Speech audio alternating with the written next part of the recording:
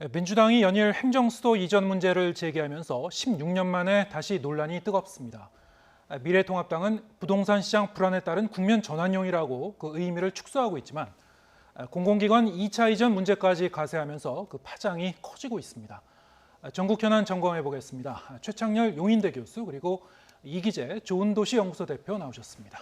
자, 어서 오십시오. 안녕하세요. 네, 안녕하세요. 네, 이번 주 초였죠. 김태년 민주당 원내대표가 이제 교섭단체 대표연설에서 행정수도 이전 필요성을 제기했고요. 그러면서 이제 논란이 시작이 됐는데요. 이 모습을 보면서 이제 많은 국민들이 이 이슈가 이제 좀 약간 갑작스럽게 불거졌구나. 그러면서 이제 많이 주목했을 것 같습니다. 자, 두 분은 어떻게 보셨습니까? 행정수도 이전 전 필요하다고 생각합니다. 기본적으로 지금 이 서울, 경기, 인천이 우리 국토의 12% 면적으로 볼 때 인구의 52%가 모여 살아요. 그러니까 이런 과밀이라는 게 당연한 거죠. 게다가 지금 서울이라는 지역이 단순히 뭐 수도를 떠나서 뭐 정치적으로 행정부, 입법부, 사법부 있습니다만 정치 권력, 경제 권력, 문화 자본, 문화 권력 다 있잖아요. 의료, 금융, 기업. 대한민국의 이른바 상위권 대학의 80%가 수도권에 있다고 그래요. 그리고 100대 기업의 95%가 수도권에 있고. 이 상태가 대단히 기형적이죠. 어느 나라나 이 메트로폴리탄이라는 데가 다 이렇게 집중돼 있어요. 우리나라처럼 이렇게 12%, 52%가 산다? 다 아시겠습니다만 지방 가면 아파트 가격이 오히려 떨어지고 있단 말이에요. 이른바 공동환상은 오래됐어요. 그러니까 어떻게든 이게 수도 이전이 됐건 무엇이 됐건 국토가 어쨌든 이렇게 기형적으로 불균형을 이루면 안 된다는 건 다 아는 사실이에요. 그렇기 때문에 수도 이전에 대해서는 반대하기가 어려운 겁니다. 단지 중요한 게 다들 아시는 얘기입니다만 2004년도에 관습헌법이라고 해서 그게 이제 위헌 판결이 나왔단 말이에요. 예. 그냥 수도를 옮기기 어려워요. 그래서 최근에 뭐 개헌을 해야 된다 아니다 뭐 이런 논란이 있습니다만 그런데 지금 그동안에 이제 노무현 정권 때부터 해서 이 그 과밀에 대한 그 문제 의식 때문에 혁신 도시 만들었고 공공기관 많이 내려갔고요. 또 뭐 행정도시 지금 있지 않습니까? 행정중심 복합도시 세종시에 있어요. 그 효과에 대해서 성과가 있었다라고 말하기 어려운 거 아닙니까? 그렇다면 그게 왜 실패했을까? 왜 혁신도시를 옮기고 공공기관을 옮겼음에도 불구하고 이렇게 더욱더 과밀이 기형적으로 늘어나는 것인가? 지금 아파트 강남 특히 이런 지역의 특정 지역을 말해서 안 됐습니다만 이런 지역의 전 아파트 가격은요 시장 원리에 의한 가격이 전 아니라고 봐요. 이거는 네. 단순하게 뭐 많이 모이니까 올렸다. 그 올린 정도가 너무 크단 말이에요. 그럼 이게 왜 그랬을까를 분석하면서 특히 노무현 정권, 노무현 대통령처럼 이런 과밀에 대한 문제의식을 많이 가진 권력자도 없어요. 그 많은 조치를 취했단 말이에요. 그래도 안 됐다 이런 얘기예요. 그걸 차분히 이제 점검하고 성찰하고 반추하면서 국민적 논의를 모아가는 과정에서 이 얘기가 나왔으면 덜 당황했을 텐데 여당 원내대표가 연설에서 말이죠. 국회 대정부질문인가 대표 연설에서 얘기를 하니까 거기에 대한 필요성은 공감한다 하더라도요. 당황스러울 수밖에 없다는 겁니다. 그러다 보니까 많은 논란이 나오는 것이 아니냐 일단 뭐 그렇게 느껴집니다. 일단. 네. 이 행정수도 이전 문제가 좀 급작스럽게 나온 감이 있다. 이런 부분에 대해서도 좀 그 지적을 하셨고요. 어떻게 보셨습니까? 그렇죠. 실제로 그 교수님께서 말씀하셨듯이 우리가 이제 2004년에 어쨌든 그 행정수도 이전 자체가 위헌이 되면서 예. 이제 부분적으로 이전을 했지 않습니까? 그리고 나서 지금 상당한 시간이 흘렀어요. 그래서 세종시가 일단 인구 35만 도시가 형성된 거고 그 과정에서 이제 어느 정도 일단락이 돼 있단 말입니다. 공기업 이전에 대해서도. 근데 사실 느닷없이 지금 행정수도를 이제 청와대와 이제 국회를 포함해서 다 이전을 한다고 지금 원내대표가 연설을 한 거예요. 그러다 보니까 이제 국민의 최대 이슈가 돼버린 거죠. 사실 국민들이 볼 때는 그동안 이제 그 정부 부처가 이전을 하면서 이제 국회나 청와대의 비효율성의 문제, 그러니까 정부 부처와의 이제 이원화로 인한 비효율에 대한 문제는 제기돼 왔었거든요. 그래서 국회 분원을 만들어야 되느니, 뭐 청와대도 뭐 일부가 내려가야 되느니, 뭐 이런 얘기들은 있어 왔지만 다시 한번 또 그런 기관들이 뭐 사법기관을 포함해서 전체를 다 이전시킨다든가 지금 현재 그 거론되고 있는 KBS나 뭐 서울대나 뭐 등등을 해서 더 추가적으로 대규모 완전히 수도를 이전한다는 생각들을 한 적이 없거든요. 그런데 이제 느닷없이 나왔다 이런 점에 대해서 교수님께서 지적하신 대로 국민들이 상당히 놀라고 있는 상황이고, 근데 이게 이제 정치적으로 보면은 이게 그 민주당 입장에서는 상당히 좀 오랫동안 기획되고 고민했던 영역이 있는 거 아닌가라는 의혹도 있습니다. 왜냐하면은 이제 대선이 다가오고 있고 이게 2002년에 그 노무현 대통령 당선 시기에 이 행정수도 이전을 갖고 상당히 본인 스스로가 재미봤다고 할 정도로 정치에서는 굉장히 큰 이슈가 됐었거든요. 그렇기 예. 때문에 다음 대선을 준비하면서 뭔가 히든 카드를 준비해 왔던 걸 지금 꺼낸 게 아닌가 이런 의혹을 갖고 있습니다. 네. 지금 뭐 지적하신 대로 행정수도 이전은 지난 2002년 그 대선 당시에 당시 이제 노무현 후보 측에서 먼저 꺼내면서 이제 시작된 어떻게 보면 상당히 좀 그 역사가 있는 그런 이슈입니다. 그럼요. 예, 그리고 어떤 그 정치적 함의도 상당히 있는 그런 이슈이긴 한데 지금 정치권에선 지금 이 여당과 야당이 지금 굉장히 엇갈린 반응을 보이고 있죠. 민주당 지도부는 연일 행정수도 이전 문제를 띄우고 있습니다만 통합당은 국면 전환용이다 이렇게 좀 맞서고 있습니다. 여야 원내대표의 발언 듣고 오시겠습니다. 민주당은 여야 합의를 기반으로 행정수도 완성을 반드시 해내겠습니다. 행정수도 완성이 공론화된 이상 끝을 보겠습니다. 재미 한 번 더 보려고 그러는 것 같아요. 아마 자기들로서는 이슈를 잘 던진 것 같은데 저희들은 거기에 말려들어서는 안 된다고 보고 있습니다.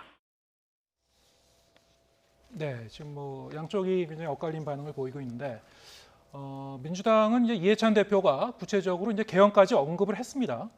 연일 이제 이슈 띄우기에 나섰는데 사실 뭐 이미 말씀하신 바와 같이 지난 2004년 당시에 당시 이제 노무현 정권이 특별법을 통해서 이제 행정수도 이전을 이제 추진하다가 위헌 판결이 났습니다. 그래서 이제 그때 중단이 됐죠.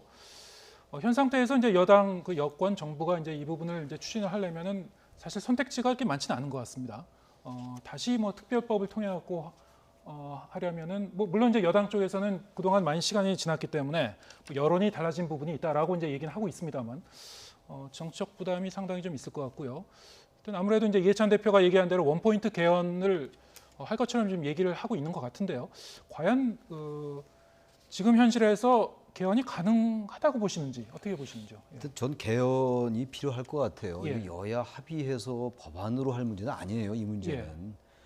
여야가 그리고 지금 일반 법도 잘 합의를 못 하는데 이거 합의하기도 쉽지 않을 것 같고 게다가 물론 이런 거 있어요. 야당으로서는 대단한 딜레마일 겁니다. 아마.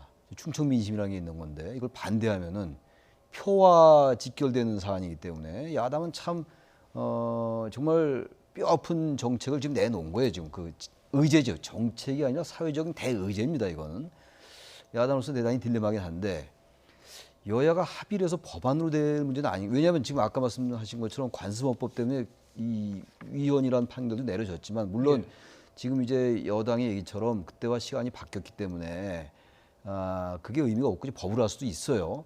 그러나 이 문제는 단순하게 행정기관 몇 개를 옮기는 문제가 아니잖아요. 지금 얘기는 청와대, 국회 뭐 다 옮긴다는 거 아닙니까? 근데 청와대나 국회만 옮긴다고 되는 건 아니라고 봐요. 네. 이 문제 속에는 이 지방과 수도권의 차이가 점점 심해지니까 격차가 불평등의 문제와 연관되는 것이고 사회 경제적 차이와 연관되는 것이란 말이에요. 그다음에 이건 같이 내려가야 되거든요. 의료기관도 같이 내려가줘야 되고 금융도 그렇게 가야 되고 아까 제가 기업 말씀드렸습니다만 기업도 내려가도 대학도 내려가야 돼요. 대한민국의 아파트 가격 상승에 상당한 그 변수가 교육이라며요. 그게 안 내려가고 청와대만 내려간다고 국회가 내려간다고 해결이 될까? 이 부동산 문제라든지 여러 가지의 권력 집중 문제가. 좀 그래서 이왕 내려가려면 만약 내려간다면요. 이건 정말 조선 역사 이래 대한민국의 가장 큰 프로젝트예요. 이거는. 근데 이걸 어떻게 여야의 법으로 통과가 되냐? 여야 합의로 어렵다고 보고 그래서 이해찬 대표가 개헌을 얘기한 거라고 보고 전 100% 맞는 얘기라고 봅니다. 단지 지금 말씀처럼 개헌이 가능하겠느냐? 예. 개헌은 일단 뭐 3분의 2의 찬성이 필요한데 네. 수도를 이전하는 문제에 대한 당위성은 분명히 있거든요. 예. 그렇다면 저는 야당도 동의할 수 있을 것 같아요. 표하고도 직결되는 문제이기 때문에 단지 문제는 이러한 것들을 야당이 설령 동의한다 하더라도 국민투표라는 절차가 또 있잖아요. 개헌에. 예. 그러니까 그동안에 어떻게 국민들의 논의를 모아 나가냐 중요해요. 예를 들어서 세종시에 그거 발표되니까 오늘인가 어제 보도 보니까 뭐 약간 과장된 보도겠습니다만 뭐 하루에 1억 올라간다며요. 그럼 이 세종시 올라가면 거기 또 올라갑니다. 그러면 또 주변은 좀 나아지겠죠. 그럼 밑에 지역은 또 공동화돼요. 그럼 세종시로 옮겨서 일부분은 좀 효과를 볼 수 있다 하더라도 국토가 뭔가 이 균형 발전을 이룬다는 곳엔 또 배치되거든요. 그러니까 그러한 것도 논의하는 과정이 필요하다는 거예요. 다시 말하면 흔히 말하는 사회적 공론화 그걸 넘는 시민적인 공론화를 통해서 정말 이거 이해관계가 또 엇갈릴 거 아니에요. 수도 서울이 딴 데 간다는 건 기득권의 분산을 얘기하는 거거든요. 네. 어마어마한 문제예요. 사실 이거는 단순히 부동산의 문제만은 아닌 거예요. 그래서 정세균 총리가 이게 수도권을 옮기는 문제가 수도 옮기는 문제가 단순히 부동산만 문제는 아니다라고 얘기한 거라고 저는 생각하는데 그렇다면 각계의 의견이 엇갈리고 계급 간에도 계층 간에도 엇갈린다면 이걸 어떻게 잘 논의해 가면서 그런 다음에 이 여기에 대한 절차적인 방법으로서 국회 합의 3분의 2 통과 국민투표가 돼야 되는 것이지 그런 게 다 생각된다 이 법률에 나와 있는 그것만 된다 그러게 이게 너무나 거대한 의제다 거대 담론이다 이런 얘기입니다. 여야 합의가 된다 하더라도요. 예. 이거는 그 처리될 수가 없습니다. 왜냐하면은 이게 그 이미 2003년에 이 그 이제 행정수도법에 이제 통과될 때 여야가 어느 정도 합의를 하고 통과한 겁니다. 그때 이제 한나라당이 제1당이었어요. 134석. 예. 근데 그 한나라당이 이 법안에 대해서 동의를 해주면서 이게 통과가 된 거예요. 당시 이제 열린우리당으로 이제 그 노무현 대통령이 있었지 않습니까? 그런 상황에서도 합의하에서 이게 처리된 거기 때문에 그 이번에도 그때도 그랬고 이번에도 역시 뭐 이게 합의해서 법안을 만들어낸다 하더라도 그 당시에 이제 헌법재판소에서 얘기한 게 관습법이라는 게 얘기한 게 그런 거 아닙니까? 우리 헌법에 대한민국의 수도는 서울이다라고 써 있질 않아요. 헌법에 내용은 없지만 실질적으로 수도 서울이라는 건 이미 관습적으로 내려온 거기 때문에 이미 그것은 헌법적 수준으로 이해해야 된다라고 해서 얘기를 한 거예요. 그래서 그걸 뒤엎을 만한 뭐 그 어떤 16년 지난 이 상황에서 뭐 그 당시와 지금의 상황이 다르다라고는 얘기하는데 크게 이걸 뒤엎을 만한 상황 변화는 현실적으로 없습니다. 그렇기 때문에 처음에 민주당에서도 이제 합의에 의한 처리를 얘기하다가 그걸 일환으로 놓고 이안으로 이제 개헌을 얘기했다가 이제 그 전자의 문제는 이제 아예 이제 얘기를 안 하고 이제 개헌을 이제 이슈로 띄운 것 같고요. 저는 개헌이 현실적으로 가능할 수 있다라고 저는 보고 있습니다. 왜냐하면은 현재 이제 범여권에서 이제 의석을 갖고 있는 게 189석 정도 되지 않습니까? 예. 그러면 한 11석 정도가 이제 개헌선에서 부족한 건데 이 통합당 같은 경우에 그 지금 충청권 의원이 8명 정도 됩니다. 그리고 이게 그 통합당 의원의 충청권 의원뿐만 아니라 이런 어떤 큰 지방 분권에 대한 이슈에 관련해서 이것에 대해서 자기 소신을 갖고 있는 의원들이 많이 있기 때문에 이 문제를 갖고 민주당이 파고들면 오히려 통합당을 상당히 그 분열시킬 수 있는 효과를 가지고 온다. 실제로 2003년에 이 이슈를 가지고 국회에서 정당 간에 엄청난 이합 집산이 있었습니다. 그래서 그 당시에도 한나라당에서 처음에 이걸 반대하다가 충청도의 민심이 이상하게 변하고 이러면서 이거를 찬성하게 변하거든요. 그러면서 결국 이제 법안 통과로까지 이어지는데 이번에 역시도 이 이슈를 갖고 민주당이 여론몰이를 해 들어가면 통합당이 어떤 입장을 명확하게 하지 않는 이상 그때 같이 대혼란에 빠질 수 있다. 그래서 실제로 개헌선까지 이 통합당의 의원들이 분열되면서 몰아주길 가능성이 높다. 지난번에 박근혜 대통령 탄핵 때도 보면 128명의 새누리당 의석이 있었지만 62명이 탄핵에 동의하면서 그게 통과된 거거든요. 또다시 통합당을 분열시킬 수 있는 굉장한 묘수를 던지고 있다 이렇게 볼 수도 있을 것 같습니다. 정치적으로 볼 때는. 네, 지금 뭐 이제 개헌을 하려면은 이제 국회의원 3분의 2 찬성이 있어야 되는데 일단 근데 이 통합당 의석이 한 3분의 1 정도가 넘고 근데 이제 두 분 다 이 물리적으로는 일단 여야 합의를 그 부분에 대해서는 이룰 수 있을 것이다 지금 네, 동의를 하시는 것 같고요. 근데 뭐 말씀하셨다시피 이 워낙에 이제 장기적인 플랜으로 국가 이제 100년지계로 이제 계속 추진해야 되는 중대한 문제이기 때문에 전 국민을 상대로 어떤 절차를 통해서 설득해 나갈 것인가. 그죠. 자, 이 문제는 이제 여전히 이제 과제로 남을 것 같고요. 자, 근데 이제 워낙 이렇게 좀 엄중한 문제이기 때문에 통합당이 여기에 대해서도 굉장히 좀 신중하게 반응을 보이고 있습니다. 통합당은 이제 행정수도 이전 제한이 부동산 값 급등으로 수세에 몰린 정부 여당이 민심을 돌리기 위한 그런 그 수단이다, 그런 꼼수다, 뭐 이런 이제 입장을 보이고 있는데 주호영 원내대표가 입단속에 나섰지만 또 이게 그 당 내부에서는 또 여러 가지 뭐 다른 의견도 나오고 있는 것 같고요. 좀 어떻게 보시고 계십니까? 국면 전환용일 수 있겠죠. 예. 근데 이건 국면 전환만은 생각하지는 않았을 것 같아요. 지금 이걸 이제 어떤 맥락에서 봐야 하느냐. 아무래도 이 부동산 가격 폭등과 전혀 무관하게 보긴 좀 어려울 것 같아요. 이 수도 이전 문제가 제가 아까 모두에 말씀드린 것처럼 여러 가지의 그 변수와 문맥이 있습니다만 최근에 워낙 이 부동산 가격이라는 게 폭등이라는 게 있어 왔던 현상이라 하더라도 과도하잖아요. 그것과 이제 관련시켜서 보는 게 정상적인 건데 이걸 국면 전환용이다 아니다. 저는 이걸 또 다시 이제 정치적으로, 정치공학적으로 해석하는 건 이건 좀 삼가해야 될 것 같아요. 거기에 불가피하게 정치적인 유불리가 깔리는 건 그건 어쩔 수 없어요. 그건 별개의 문제입니다. 국면 전환용으로 해가지고 이걸 덮는다? 이거 아무리 이 문제가 이제 블랙홀이 돼서 이슈가 뭐 이것보다 큰 이슈가 없으니까 개헌 이슈도 포함되는 것이고 뭐 워낙 큰 이슈니까 큰 거대 의제인데 그렇다고 부동산 문제가 덮일 것 같지는 않거든요. 그렇지 않겠어요? 우리 삶의 문제이기 때문에 네. 다른 이슈 같으면 이슈가 이슈를 덮는다라는 측면에서 덮어질 수 있어요. 어떤 사건이 터지면 막 그걸 가지고 이제 언론이 보도하다가 어느 정도 뭐 희석시키는 효과는 있을 것이다. 이렇게 초반에 좀 기대를 하지 있다 할 수 않았을까요? 있다 하더라도 이 문제가 이제 완전히 블랙홀이 된다. 예. 그럼 지금 뭐 역사에 죄를 짓는 거죠. 오히려 오로지 정치공학적으로 한다. 이게 될 일도 아닐 것 같고. 저 예. 그래서 일정 부분 야당으로서는 그런 비판이 타당한 면이 있겠습니다만 여당이 국면 전환을 위해서만 이걸 꺼냈다라고 보기에는 이 의제가 너무 크다. 네. 그리고 현재 처해는 이 부동산 가격 문제가 사회적 불평등과 연관된 문제이기 때문에 또 네. 기회의 공평과도 연결되는 문제거든요.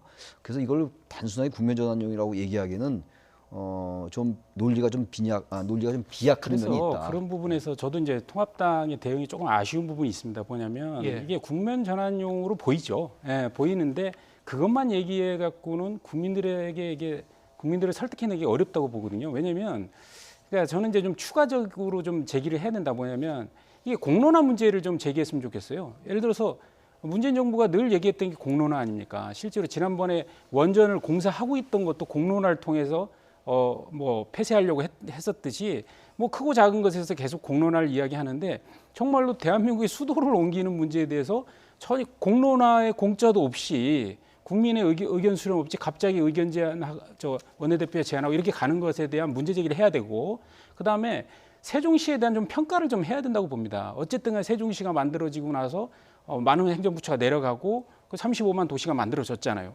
그랬을 때 과연 이 도시에 대한 성과가 있었는지 그리고 예를 들어서 2002년 당시만 해도 이 세종시 그러니까 행정수도 이전에 대해서 그때 예산에 대한 논란도 있었거든요. 기억하실지 모르겠지만 노무현 대통령이 당시에 대선 후보로서 한 4억에서 5억 정도 그 4조에서 5조 정도면 그 수도 이전이 된다 이렇게 얘기했는데 실제로 나중에 한 45조 필요하다 이런 그 평가 결과가 나오면서 이것도 굉장히 큰 논란이 됐었던 적이 있거든요. 그랬을 때 지금 현재 과연 그 세종시는 어느 정도 예산이 들어갔으며 어떤 정부의 효율성은 유지되고 있는지 그게 주변의 지역의 균형 발전에는 어떻게 기여하고 있는지에 대한 좀 종합적인 평가를 통해서 좀 공론하고 숙성하고 이런 과정을 통해서 100년 대계를 결정하자 이런 식으로 좀 더 좀 적극적인 의견 개진을 할 필요가 있지 않겠냐. 그 단순하게 그냥 부동산 문제에 대해서 회피하려는 수준으로 이게 국면 전환용이다라고만 얘기하는 거는 조금 이제 그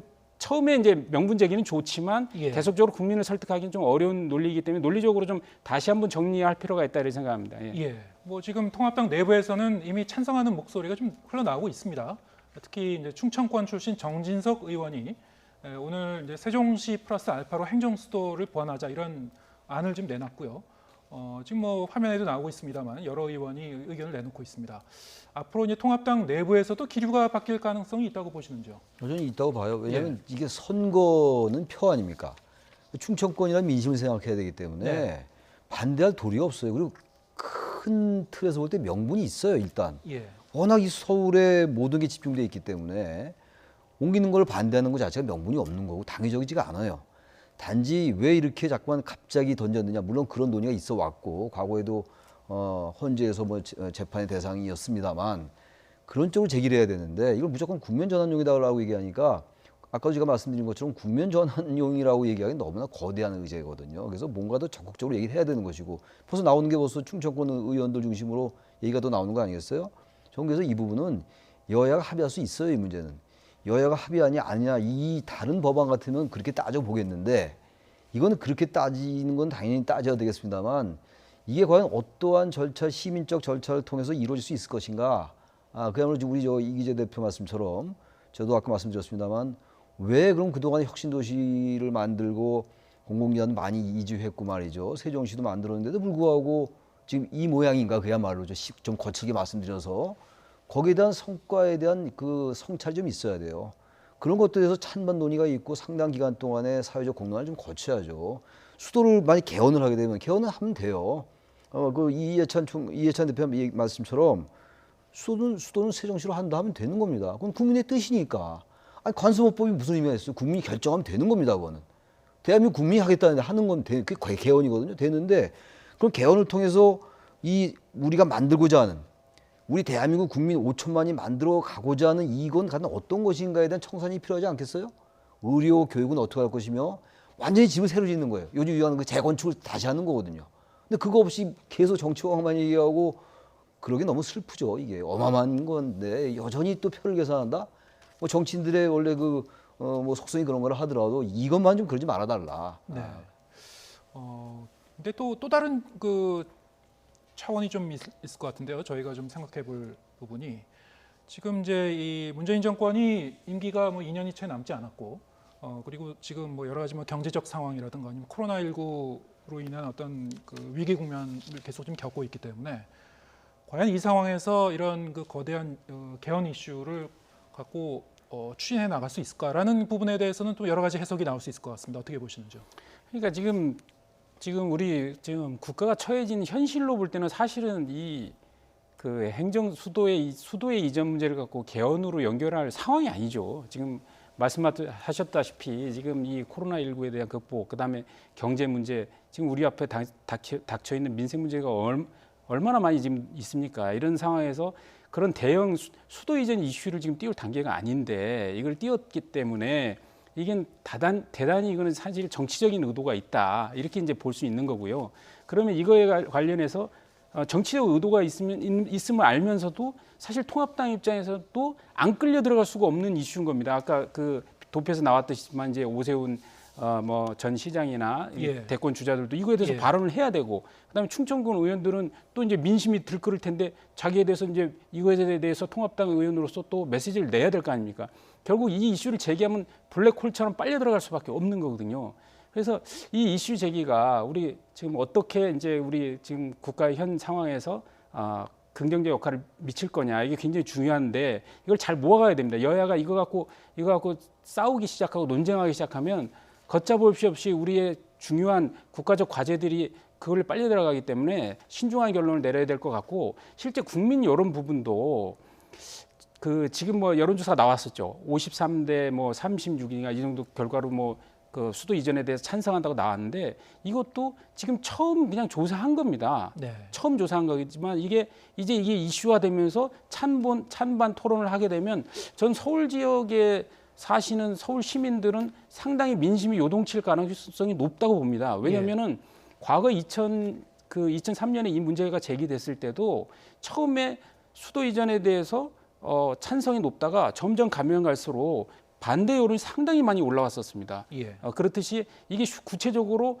이게 수도가 이전된다면 서울 사람들, 그다음 수도권에는 어떤 영향을 미칠 건지에 대해서 국민들이 관심을 갖고 집중하게 되면 이 여론이라는 것은 또다시 움직일 수 있기 때문에 지금 뭐 단순하게 지금 여론조사를 해보니까 수도 이전이 높다, 이건 민감한 이슈네, 그럼 우리도 지지해야 된다, 이런 식으로 반응할 문제가 전혀 아니다. 그리고 아까 크게는 지금 현재 지금 우리 국가가 지금 처해진 상황이 그 문제를 다뤄야 될 상황인가라고 볼 때 그렇지 않다. 이런 문제에 대해서 좀 정치권이 좀 상당히 신중하게 접근했으면 좋겠다, 이런 생각. 이러면 있는 것 같아요. 우리가 또 원포인트 개헌을 얘기할 때 주로 권력 구조 얘기했잖아요. 네.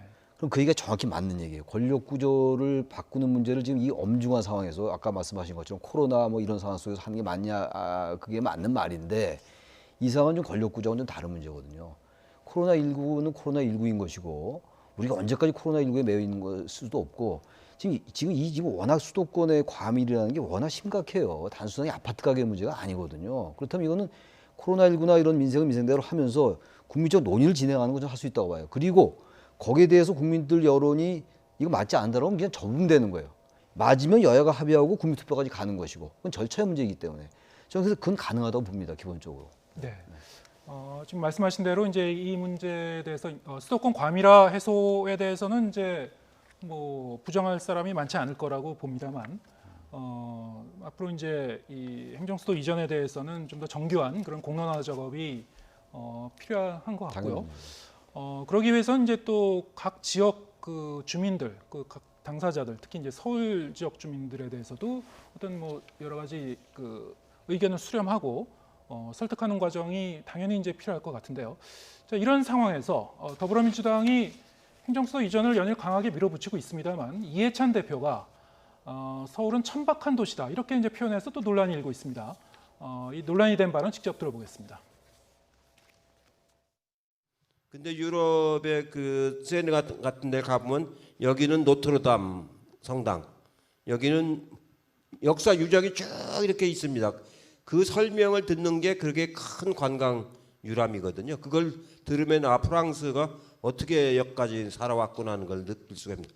우리는 한강변에 맨 아파트만 들어서 가지고 저긴 단가가 얼마, 저기는 몇 평짜리 뭐 이런 천박한 그런 도시를 만들면 안 되는 거거든요. 그래서 이런 품위 있고 그 아까 말한 안전하고 그 품위 있고 그 문화적으로 성숙한 그런 도시를 잘 만들어 나가야 되는데.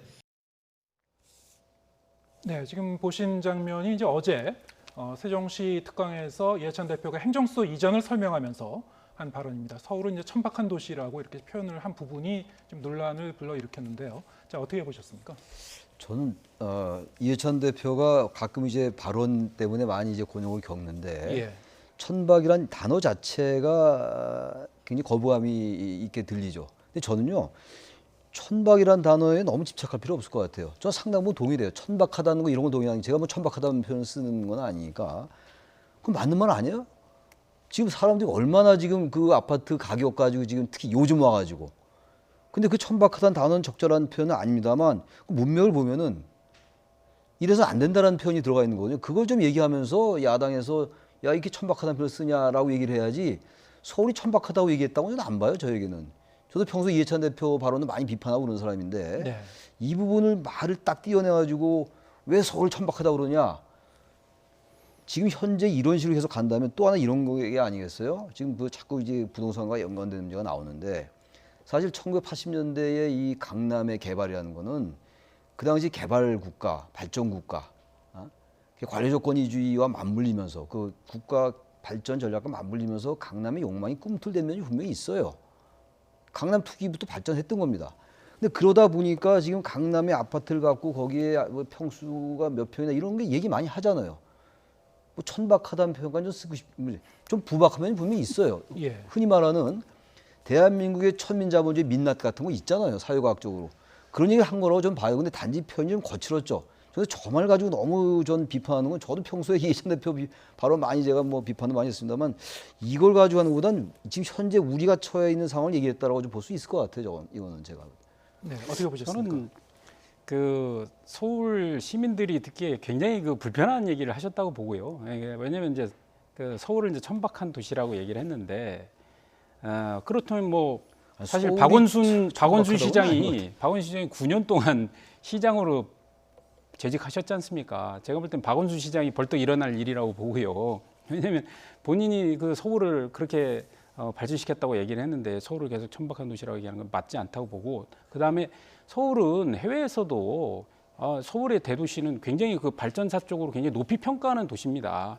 실제로 그 뭐 이해찬 대표가 얘기했듯이 뭐 우리가 뭐 한강변에 노틀담 성당이 있는 건 아니잖아요. 그 우리는 사대문 안에 우리의 유적지가 있었던 것이고 그거는 우리가 경복궁을 중심으로 해서 잘 보존하고 있는 것이고 실제 도시가 확장되면서 한강변이 이제 만들어진 거고 그다음에 지금 옛날에 비해서 한강 주변이 얼마나 좋아졌습니까? 그다음에 양재천, 안양천, 중양천, 홍제천 가면서 얼마나 사람들이 그야말로 그 운동도 하고 쾌적하게 할 수 있도록 개발이 됐고 그다음에 이제 주거라는 거는 옛날에 그 70년대 우리가 판자촌 짓고 살던 상황에서 단독주택으로 그다음에 연립으로 그다음에 아파트로 그다음에 이제 주상복합으로 최고층 아파트로 이렇게 가는 거거든요. 계속 단계적으로 발전해 가고 있는 거기 때문에 지금 한강변도 초기에 그 판상형 아파트에서 이제는 타워형 아파트로 다 변화가고 있고 동과의 건의도 바람길까지 생각하면서 이제 설계를 하면서 짓고 있지 않습니까? 그래서 그 서울의 전경 자체가 바뀌어가고 있다. 그리고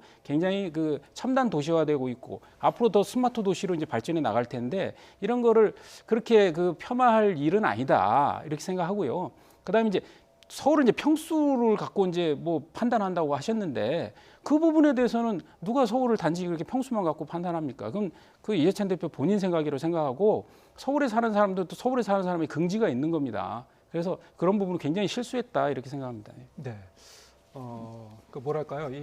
그 우리나라의 이제 주거 문화, 특히 이제 서울로 대표되는 그 주거 문화가 이 어떤 주거 공간의 어떤 문화성보다는 뭐 집에 이제 어떤 그 화폐적 교환적 가치로 이제 다 이제 환원돼 버리는 어떤 뭐 그런 점을 저는 좀 상징적으로 지적한 것 같은데 이제 지금 말씀하셨다시피 이 파리의 이제 세느강과 그 서울의 한강이 여러 가지 뭐 크기라든가 공간적 구성도 좀 다를 텐데요. 그거를 이제 이렇게 빗대 갖고 설명하다 보니까 이제 거기서 좀 오해가 나는 그 것 같아요. 천박한 예. 단어를 안 썼으면 문제가 안 돼요. 예. 근데 천박이라는 단어가 딱 나오니까 예. 우리 이 대표님 같은 말씀이 나오는 거면 저도 동의하는데 근데 지금 이해찬 대표 얘기한 거는 대한민국 서울의 그 우수하고 훌륭한 점 그걸 폄하한 건 전혀 아니라고 봐요. 어쨌든 실수한 겁니다.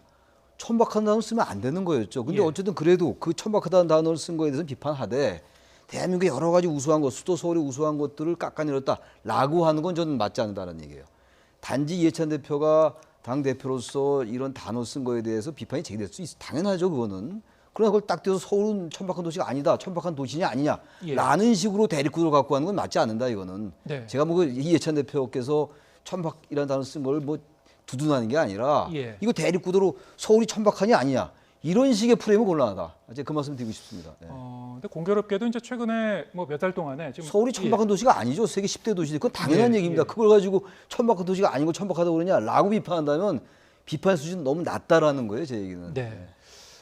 지금 그 민주당 측에서는 이제 이해찬 대표의 이 발언이 논란이 된 것과 관련해서 언론이 이제 앞뒤 문맥을 생략하고 좀 보도한 측면이 있다. 그래서 이제 거기에 대해서 좀 불만을 표시를 했었고요.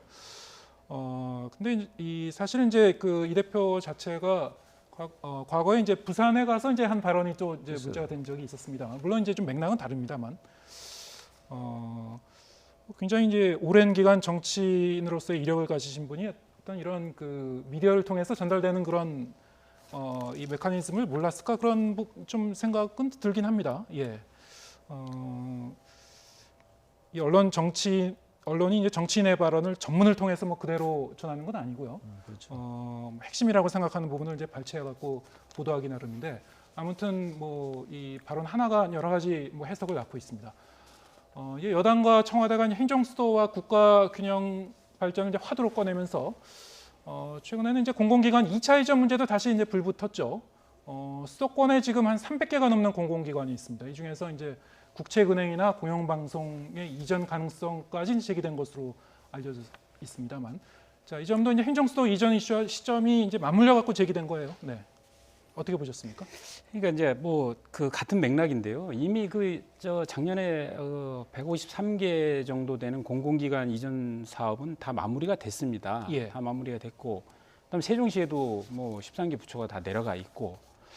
그러면 이제 추가적으로 이제 뭐 그런 어떤 공기업의 뭐 투자 기관이나 출연 기관이나 뭐 이런 것들과 전부 해갖고 한 346곳이라고 이제 얘기하는데 이것도 다 지역으로 보낸다. 그럼 서울에는 뭘 남기겠다는 거죠?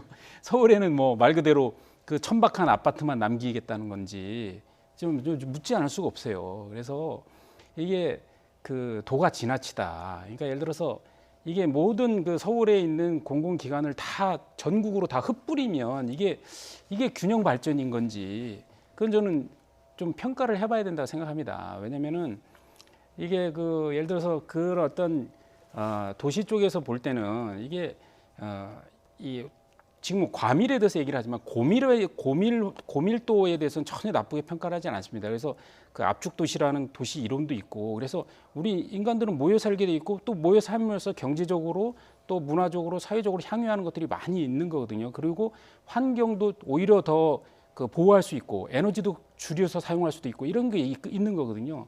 그렇듯이 그 공기업들도 모여서 시너지를 내는 게 있는 겁니다. 예를 들어서 자동차를 하나 만드는 회사가 뭐 예를 들어 타이어는 저쪽 뭐 경상도에서 만들고 어디는 뭐 프레임은 뭐 전라도에서 만들고 이렇게 뭐 한 곳에 조립한 얼마나 비효율적일 수 있지 않습니까? 그러니까 공기업이 뭐든지 다 찢어져서 각 그 시도에 하나씩 가게 되면은 지금 이미 내려간 기업에 대해서도 평가를 해봐야 된다는 거죠.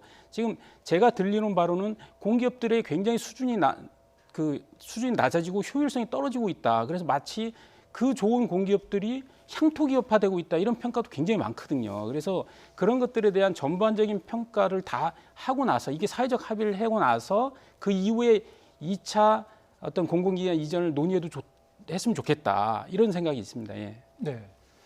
제가 뭐 도시 전문가가 아니라서 잘 모르겠는데 수도가 만약 이전되면요. 아까도 말씀드린 것처럼 청와대 국회는 뭐 당연히 가야 되겠고 만약 개헌을 통해서 다 합의가 된다면 근데 만약 의료기관이나 교육기관이나 이런 데가 안 가면요. 국민들이 별로 관심이 없어요. 국회 거기 있든 말든 국민하고 뭔 상관이 있습니까? 국민은 당장 금융기관 이용해야 되고 아프면 병원 가야 되는 거 아니에요. 근데 그건 다 뭐 진짜 서울에 그대로 있다. 그런 거 옮기지 말라 그런 얘기예요. 그런 거 옮기니까 세종시가 실패했던 거거든요. 그런 식으로 하니까. 잔뜩 그쪽만 땅값만 올려놓고 거기 부동산 올라가는 거 아닙니까? 옮기려면 그야말로 자족이 돼야 돼요. 가족이 이사를 가야 될 거 아닙니까? 근데 세종시에 지금 공무원 이사간 사람 있나요? 제 친구들도 뭐 다들 은퇴했습니다만 이사 거의 안 갔더라고요. 거의 고위공직자들도 집에 서울 다 왔다 갔다 하고 차관들이 그 돈 다 길에 깔고 그러다 보니까 거기 비효율이란 말이 나오는 거란 말이에요. 그러니까 가족이 다 이사 가서 거기서 교육도 받을 수가 있고 의료도 좋은 질의 양질의 받고 이럴 때 수도 이전의 의미가 있는 것이지 상징적으로 정치 행정기관이 몇 개 간다. 청와대가 가는 거 국민하고 뭔 상관이 있습니까? 청와대가 가면 다른 데가 따라가기 때문에 거기에 이제 그 여러 가지 효과가 나타나는 것이죠. 그래서 상징적인 거라서 청와대나 국회를 얘기하는 건데 그래서 저는 물론 우리 이 대표님 말씀도 일리가 있어요. 그럼 서울을 다 공동화시킬 거냐? 그러진 않겠죠. 서울이 얼마나 압도적입니까 지금. 몇 개 간다고 서울이 공동화 됩니까? 절대로 안 간다고요. 그러니까 최소한도 만약 한다는 전제가 깔린다면은 그런 상징적인 조치가 반드시 필요해요. 제 기억으로는요. 1992년도에 제가 국회에 있을 때인데 선거를 치르는데 그때가 14대 총선이었어요. 1992년도에. 그때 공약이 서울대를 어디로 옮긴다는 거였어요. 이미 92년도에. 제가 깜짝 놀랐어요. 저런 공약이 다 있나. 지금 보니까 그 이해가 가더라고요. 그런 게 같이 제가 서울대로 옮기라고 주장하는 게 아니에요. 저는 뭐 그런 전문가는 아니기 때문에. 중요한 건 어쨌든 우리 시민들에게 필요한 기관이 같이 가줄 때 수도 이전의 의미가 있는 것이지 상징적으로 정치 권력이 있는 곳이 몇 개 간다. 그것도 의미가 있겠죠. 그런다고 해결되는 건 아니다 이런 얘기예요. 그래서 그런 것들을 시민적인 논의나 국민적인 절차가 필요하다는 겁니다. 그래서. 네. 뭐 여러 가지로 각 지역 주민들 사이에 그리고 당사자 간에 이제 이해가 좀 엇갈리는 그럼요. 부분이 있을 것이고요. 이 부분에 대해서도 뭐 철저한 어떤 그 공론화 작업, 정교한 어떤 의견 수렴이 뒤따라야 될 것 같습니다. 자, 오늘은 여기까지 듣겠습니다. 최창렬 용인대 교수 그리고 이기재 좋은도시 연구소 대표와 함께했습니다. 오늘 말씀 감사합니다.